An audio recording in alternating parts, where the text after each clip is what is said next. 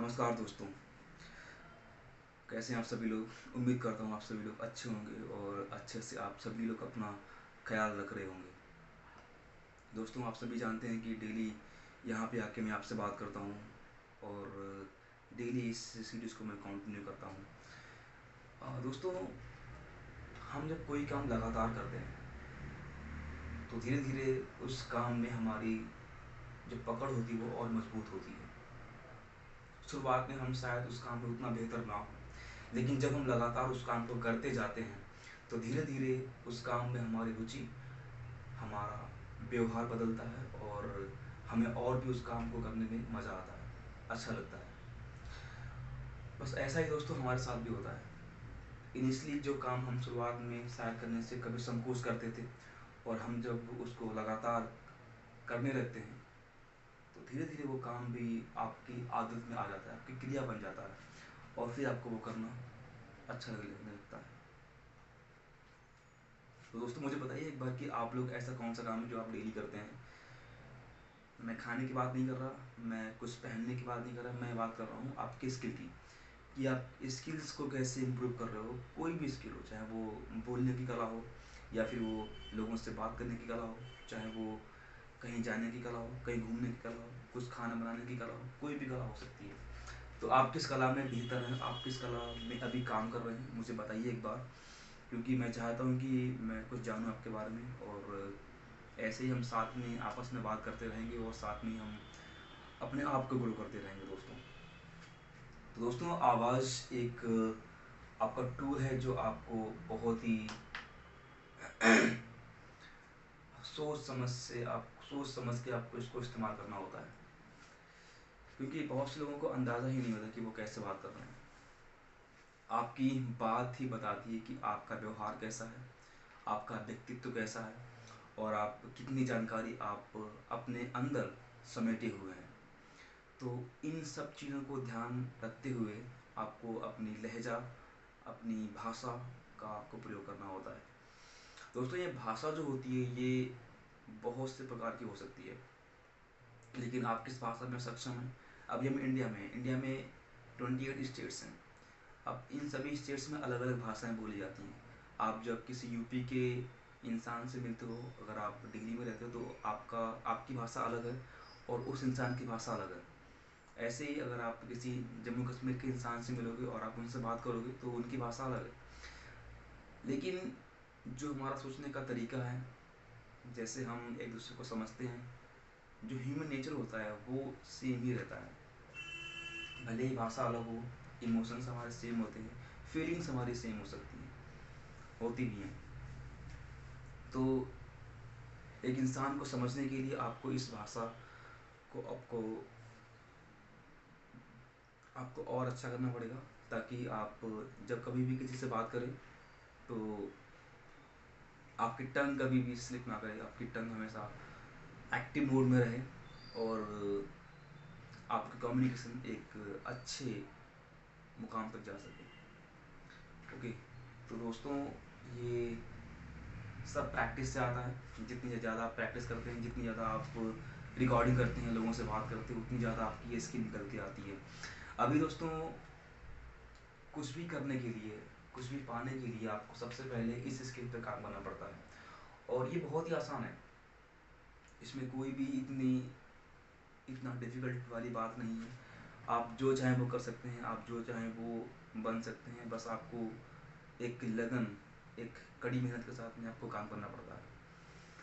शुरुआत में हो सकता है कि आप कई बार आप क्विट कर दें, आप फिर स्टार्ट करें, फिर आप क्विट कर दें, लेकिन जो ये सिलसिला होता है बंद करके फिर शुरू करने का, फिर किसी कारणवश बंद हो गया, फिर आपने दोबारा से स्टार्ट किया, तो स्टार्ट करने का सिलसिला कभी भी आप थमने नहीं देते हो।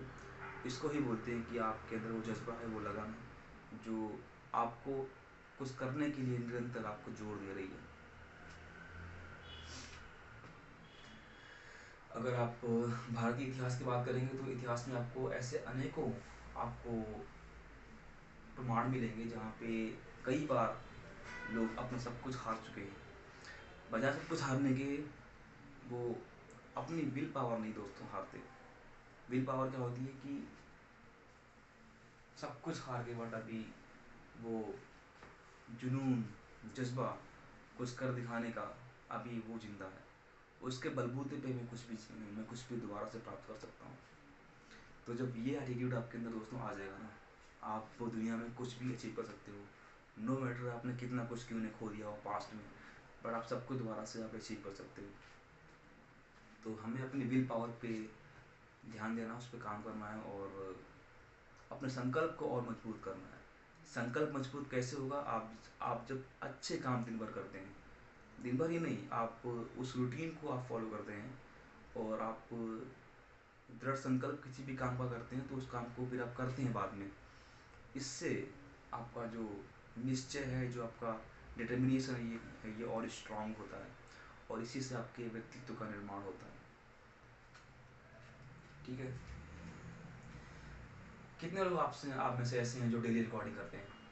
आप में से शायद ही कोई ऐसा होगा जो रिकॉर्डिंग करता होगा, या फिर जिसको ये करने में मज़ा आता है, रिकॉर्डिंग करने में, या फिर कुछ जो भी काम आप करना चाहते हैं, जो आप ऑडियंस को दिखाते हैं। फॉर एग्जांपल, आ, अगर आपको गिटार बजाना आता है, आप उसको ऑडियंस को दिखा सकते हैं। अगर आपको कुछ बैडमिंटन प्ले करना अच्छा आता है, या फिर आपको फ्लूट बजाना आपको आता है, वायलिन, क्रिकेट, जो भी आपको अच्छा आता है आप उससे करके दिखाते हैं, तो उससे आप एक मैसेज ऑडियंस को दे रहे हैं कि मेरे पास जो कुछ भी है वो मैं सबको दिखाने के लिए तैयार हूँ, आई डोंट हेजिटेट। इसी प्रकार से दोस्तों आपकी ये वॉइस भी होती है। अगर आप इसको बस अपने आप में समेटे रहेंगे तो आपके अंदर क्या क्या खूबियाँ हैं, लोग इसे कभी जान नहीं पाएंगे। तो इन खूबियों को लोगों तक पहुंचाने के लिए, उनको बताने के लिए आपको लगातार इस चीज़ को थोड़ा सा और ध्यान आपको इस पर देना पड़ेगा, ताकि आप अपने आप को भी समझें और क्या आपको पसंद है, क्या आपकी नापसंद है, उसको उसको ध्यान में रखते हुए आप कुछ काम कर सकें। दोस्तों मुझे महाभारत में कर्ण का कैरेक्टर बहुत पसंद है। I love it, I love that character. शुरुआत से जिस इंसान के साथ में वो भेदभाव हुआ है, फिर इतने बड़े वो दानवीर भी थे, अपने कवच को दान में दे देना, वो भी भगवान का एक छल था। कुछ भी आप करें, नियति का सब कुछ प्लान था। और फिर वो जब शिक्षा लेने जाते हैं तो उस टाइम पे वो कीड़ा काट लेता है, ताकि गुरु को पता लग जाए कि ये क्षत्रिय ही है, फिर वहाँ तो श्राप मिलना। तो ये सब कुछ प्लान था पहले से, ये सब कुछ कर्ण को हराने की साजिश थी, सब कुछ। कर्ण जितना महान कैरेक्टर मैंने तो जिंदगी में नहीं देखा। कर्ण के मुझे हर एक सीन से मुझे इतना लगाव है, मुझे इतना प्रेम है कि आई कैन नॉट एक्सप्लेन। जब भी मैं कर्ण की बात सुनता हूँ तो मुझे एक आनंद की अनुभूति होती है अंदर से, और मुझे वो बल मिलता है कि कैसे उन्होंने इतना सब कुछ कष्ट झेलते हुए भी वो कैसे अपने गोल पे फोकस्ड रहे।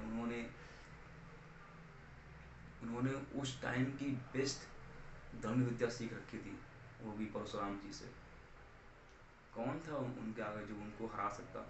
और अगर उनको ये सौभाग्य प्राप्त होता कि मत्स्य की आँख भेदनी है, तो न सिर्फ वो मत्स्य की आँख भेदते, बल्कि वही तीर आकाश से सीधे जाकर के अंतरिक्ष में जाकर, जो वहाँ पे एक मत्स्य होती है अंतरिक्ष में, उसको भी भेज देते हैं, जिससे पूरे भूमंडल पर तहस नहस हो जाता। इसलिए उनको वो मौका ही नहीं मिला। और मत्स्य क्या है उनके लिए, वो तो कुछ भी भेज सकते हैं यार। कर्ण के जितना स्ट्रॉन्ग कैरेक्टर मैंने कभी ज़िंदगी में नहीं देखा है। और दोस्तों महाभारत आप लोग पढ़िए एक बार, प्लीज़, ये मेरी आपसे रिक्वेस्ट है। आप बस एक दो श्लोक आप डेली पढ़ सकते हो, और श्लोक की जो समरी होती है उसको समझिए एक बार कि कैसे उसको एक्सप्लेन किया गया, उसका मेन एसेंस क्या है, उसको आप समझिए और उस चीज़ को आप फिर अपने जीवन में उतारिए। जैसे बहुत सी सीख उसमें दी गई हैं, आप हर कैरेक्टर से कुछ ना कुछ सीख सकते हैं। कैसे लोग उस टाइम पे डिटरमाइंड थे, कैसे लोगों ने छल किया, और कौन सबसे महान था। दोस्तों, भगवान के सिर्फ दर्शन मात्र से कल्याण आपका नहीं होगा। आप समझ रहे हैं? महाभारत के युद्ध में सबसे ज़्यादा भगवान के दर्शन दुर्योधन ने किए थे, बट क्या हुआ? आपको लगता है कि भगवान के दर्शन से आपके सारे दुख, कष्ट, तकलीफ सब कुछ दूर हो जाएंगे?